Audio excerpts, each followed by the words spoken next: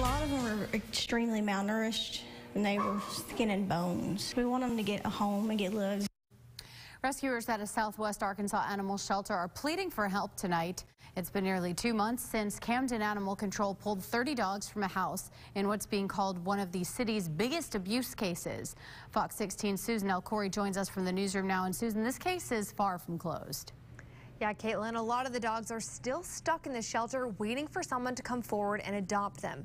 But investigators are also waiting, hoping to track down the person they believe is responsible. They had fleas, ticks, really skinny, bones showing.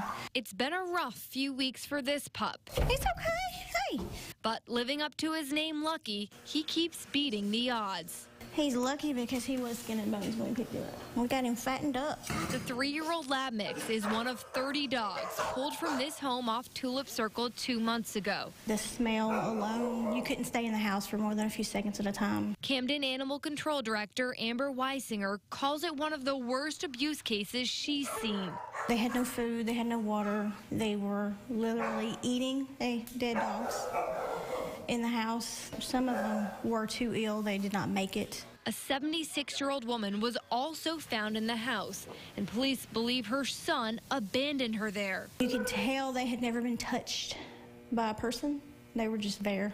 The dogs who survived face another challenge, finding their forever homes. Leaving Lucky betting on his name one more time. We want them to have homes.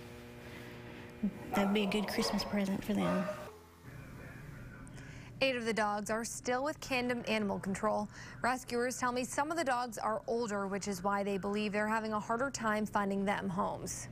All right, and Susan, we know that police were looking for the son. Have they given any more information on that? Caitlin, at this point, police aren't releasing his name because they want to protect his mom's identity. I'm told she is safe now, but if her son is caught, he faces both elder abuse and animal abuse charges. Back to you. All right, thanks so much. Well, the same shelter is also